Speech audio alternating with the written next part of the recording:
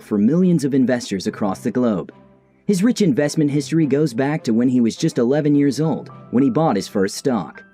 His impressive story has been used in hundreds of speeches globally, with every investor, beginner or pro, being asked to emulate him. However, who is Warren Buffett? In this video, we're going to look into the life of the man known as the Oracle of Omaha, highlighting the investments and decisions he made to become one of the richest and most respected businessmen in the world.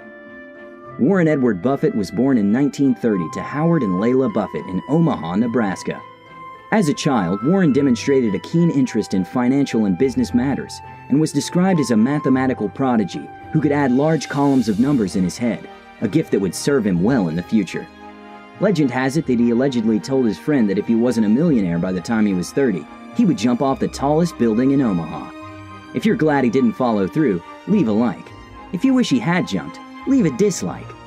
So, when Warren was 11 years old, he made his first investment. He bought 3 shares of Citi Service Preferred at $38 a share. The stock soon rose to $40 and he sold it, making him a small profit, a decision he would later regret when the stock rose to $200 a share. He later cited this experience as an early lesson in patience and investing.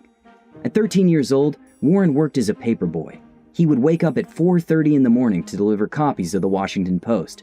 He also sold magazine subscriptions and calendars to his newspaper subscribers on the side. By 15, Warren had made $2,000 delivering papers. This is about $26,000 in today's money. He invested $1,200 of that into a 40-acre farm where he had a profit-sharing agreement with a Nebraska farmer. As a sophomore in high school, 17-year-old Buffett partnered with a friend to purchase a used pinball machine for $25, which they placed in the local barbershop. Within months, they owned several machines in different barbershops across Omaha, bringing in about $25 a week. The business was later sold for $1,200 to a war veteran. Warren graduated from the University of Nebraska with a Bachelor of Science degree and soon applied to Harvard Business School.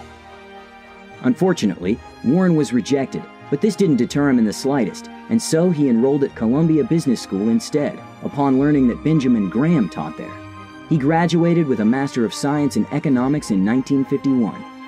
In 1952, Warren returned to Omaha and worked as a stockbroker, while taking a Dale Carnegie public speaking course. Using what he learned, he began teaching night classes at the University of Nebraska, but in 1954, he moved his family to New York, where he worked for his mentor, Benjamin Graham. So far, we can see that Warren wasn't afraid to take up different jobs to achieve his long-term goal of going to business school. He bravely took on diverse business opportunities in order to make money, and to invest it wisely later on. In 1954, Warren accepted a job at Benjamin Graham's partnership, his mentor and university professor's firm.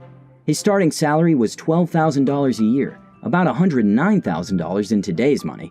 But in 1956, Benjamin Graham retired and closed this partnership. By this time, Warren's personal savings were over $174,000, which is about $1.5 million in today's money. Although Warren had moved around a lot over the years, he eventually decided to settle in his hometown of Omaha, in a house that cost him $31,500. Most millionaires live in houses that cost millions of dollars, but surprisingly, Warren's frugal nature made it difficult for him to accept that price tag. Warren spent most of his time as an investment salesman and a securities analyst. In 1956, he started the Buffett Partnership with his close friends and family. The partnership had unique conditions attached to it. Starting off, Warren asked one of his partners, who was a doctor, to find 10 other doctors willing to invest $10,000 each in his partnership. Eventually, 11 agreed, and although Warren would initially only invest $100 of his own money, he would reinvest management fees and grow his stake in the partnership. By 1960, Buffett had opened a total of 7 partnerships and had a 9.5% stake in more than $1 million of partnership assets. By 1962, Warren Buffett became a millionaire because of his partnerships, which had an excess of $7 million, over which $1 million belonged to Warren. He soon merged these partnerships into a single entity. In 1962, Warren Buffett made what he called his worst ever acquisition, the now famous Berkshire Hathaway. The New England textile company, originally started in the 1830s, had seen better days, but Warren Buffett saw an opportunity to make money. He believed that the root cause of the company's woes was its poor management style. So, he began to aggressively buy shares after a dispute with its management convinced him that the company needed a change in leadership. But still, the business kept losing money. Times were not kind for the old textile giant. In 1966, it became obvious that the golden glory days of the old New England textile company were over.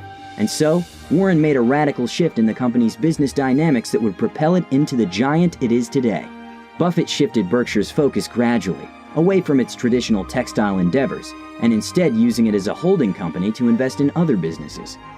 In 1967, Berkshire had enough money left to purchase 2 insurance companies, the first of many insurance companies he would buy.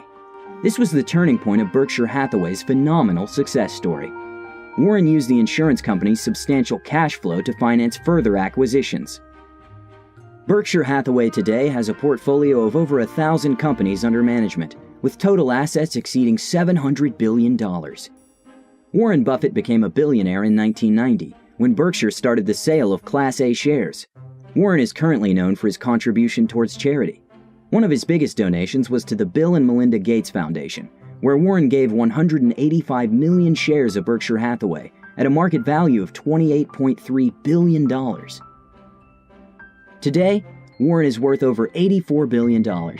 And although physically he might be unremarkable, looking more like your grandfather than a corporate titan, intellectually he is unrivaled and considered a genius. His simple, straightforward, and honest nature is hard not to love, and his wit and charm have captivated the world. While it's easy to think of him as a mythical figure, Warren Buffett is simply a person who found what he loved at an early age and stuck with it his entire life. Thanks so much for watching, and if